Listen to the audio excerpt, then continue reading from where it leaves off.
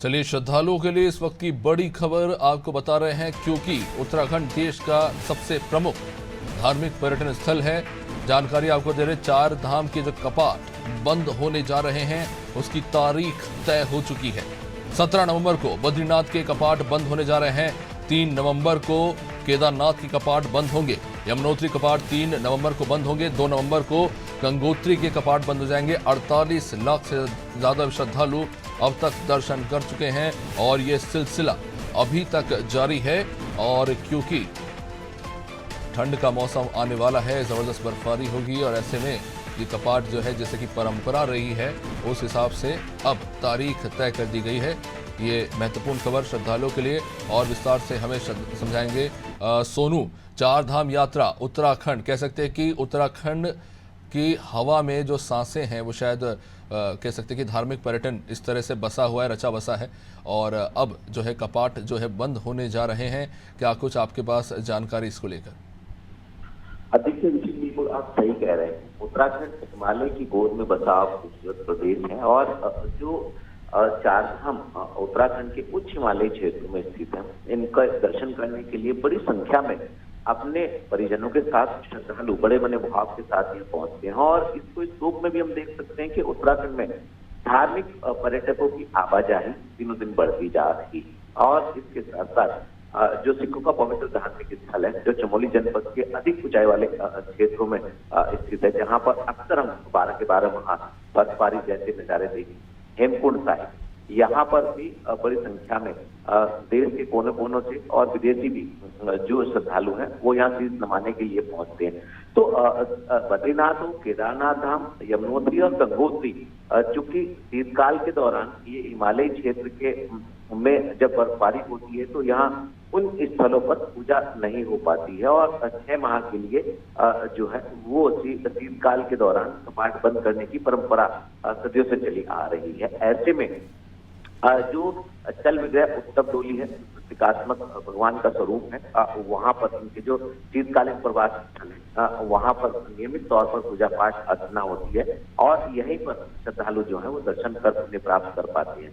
तो बड़ी संख्या में श्रद्धालु जब यात्रा सीजन चल रहा होता है उस वक्त पहुंचते हैं उत्तराखंड में और इससे संबंधित सभी व्यवस्थाओं को चाक चौबंद करने की कवायद में सरकारी तंत्र जुटा रहता है। अब चूंकि एक के बाद एक शुभ लग्न में पंचांग गणना के बाद जो तीर्थ पुरोहित हैं और जो मंदिर व्यवस्था से जुड़े पदाधिकारी हैं, मैनेजमेंट का जो तंत्र है, उसने सामूहिक तौर पर जो समय तय होते हैं उस समय पर ये कपाट बंद करने की तिथि जो है वो तय कर ली है। और इसी क्रम में चाहे वो बद्रीनाथ धाम हो, यमुनोत्री धाम, गंगोत्री धाम और केदारनाथ धाम, सभी के कपाट जो नियत तिथि है, जो तिथि तय की गई है, उस तिथि को बंद किए जाएंगे पूरे विधि विधान के साथ, वैदिक मंत्रोच्चारण के साथ। और पहले से ही पंच पूजाएं शुरू हो जाती हैं।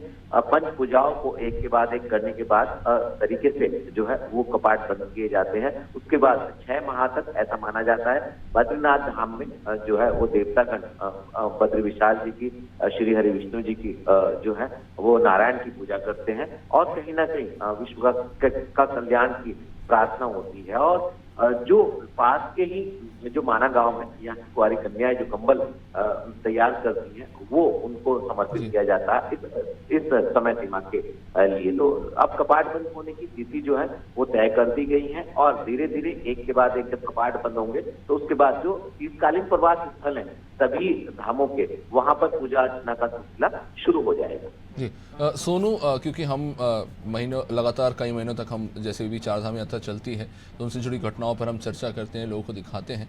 ये जो अगर इस पूरे बीते साल की अगर बात करें, 4 दिन बाद अब सारे कपाट जो है के बाद एक बंद हो जाएंगे, उस पर आपसे चर्चा करना चाहता हूँ। क्योंकि जो लोग यात्रा करते हैं 4 धाम की, ये सिर्फ एक यात्रा नहीं है, ये एक तरह से उन लोगों के लिए अपना एक पर्व है और वो उसे सेलिब्रेट करते हैं वहाँ जाके, वो अपनी भक्ति के साथ वहाँ जाते हैं। लेकिन सिर्फ इकलौता ऐसा नहीं है कि सिर्फ उत्तराखंड में, लेकिन तमाम जो प्रमुख धार्मिक पर्यटन स्थल हैं वहाँ पर जिस तरह से भीड़ जुटती है, उसके चलते स्थिति बहुत ज़्यादा खराब है। जैसे हमने शिवरात्रि में देखा था किस तरह से वहाँ पे कह सकते हैं कि वहाँ पे भीड़ लगी, उत्तराखंड में ट्रैफिक जाम हुआ, 4-4 घंटे तक लोग पहाड़ी में ट्रैफिक में फंसे रहे और किस तरह भीड़ है। तो एक कह सकते हैं कि क्या प्रशासन जो है अलग अलग चुनौतियों से गुजर रहा है और क्या हमें एक वैज्ञानिक समाधान इसके लिए खोजने की जरूरत है, क्योंकि हम सभी यही चाहते हैं कि लोग यात्रा करें, अच्छे से यात्रा करें और सुरक्षित रूप से यात्रा करें। तो कहीं ना कहीं एक चुनौती है जिसका कहीं ना कहीं अंततः एक समाधान ढूंढना होगा। क्या थी वो चुनौतियां जो आपने देखी इस पूरे साल में और क्या कोई निकटतम समाधान निकलता हुआ नजर आ रहा है? देखिए अभिजीत, ये बहुत महत्वपूर्ण सवाल आपने किया है। ये आपने स्वयं इस बात को कहा है कि न सिर्फ उत्तराखंड बल्कि जहां पर भी, जिस राज्य में भी जो भी धार्मिक स्थल है, ऐसे में देखिए तमाम चुनौतियां सरकारी तंत्र के सामने आई।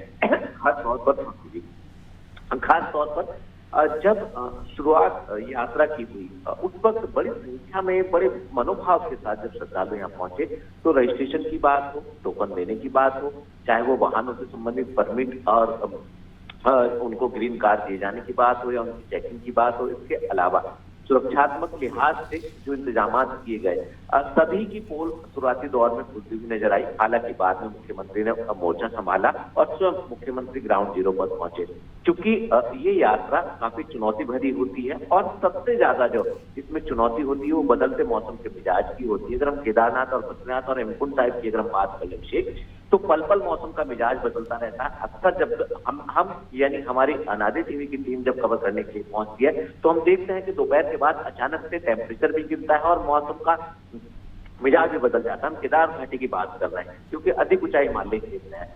ऐसे में मुख्यमंत्री ने भी एक नहीं बल्कि कई बार इस बात को उठाया है कि जो फ्लोटिंग पॉपुलेशन है, यानी जो यहाँ पर बाहरी क्षेत्रों से श्रद्धालु के तौर पर, धार्मिक पर्यटक के तौर पर जो लोग यहाँ पहुंचते हैं, वो तो करीबन पूरे के पूरे साल भर में अगर हम देखें, कांवड़ मेला है, कांवड़ यात्रा है या इसके अलावा चारधाम यात्रा है या और अन्य जो धार्मिक अनुष्ठान उत्तराखंड देवभूमि में होते हैं, इन सभी के लिए तो करीबन 8 करोड़ से ज्यादा की संख्या में लोग पहुंचते हैं। तो ऐसे में जो फ्लोटिंग पॉपुलेशन है, इसके लिए जो संसाधन है वो उत्तराखंड में पर्याप्त नहीं है। तो कैसे इसका समाधान हो सकता है, ये केंद्र सरकार से मुख्यमंत्री ने इसका अनुरोध भी किया है और उम्मीद भी यही की जा रही है कि थोड़ा समय जरूर लगेगा, लेकिन आने वाले समय में जो सरकारी तंत्र के लिए, सिस्टम के लिए, पुलिस फोर्सेज के लिए और जो शासन के उच्च स्तरीय अधिकारी और पर्यटन विभाग के लिए और धर्मस्व विभाग के अधिकारियों के लिए जो चुनौती बन जाती है चारधाम यात्रा, इसका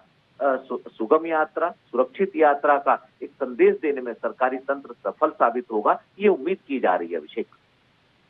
निश्चित रूप से मुख्यमंत्री पुष्कर सिंह धामी ने भी हाल ही में केंद्र सरकार से जो सड़क की परियोजना है उसके लिए जो राशि अनुदान है उसको लेकर भी अनुग्रह किया है ताकि तेजी से जो है सड़क परियोजना का विस्तार हो और लोगों को उसका फायदा मिले। सोनू बने रहिए आप हमारे साथ।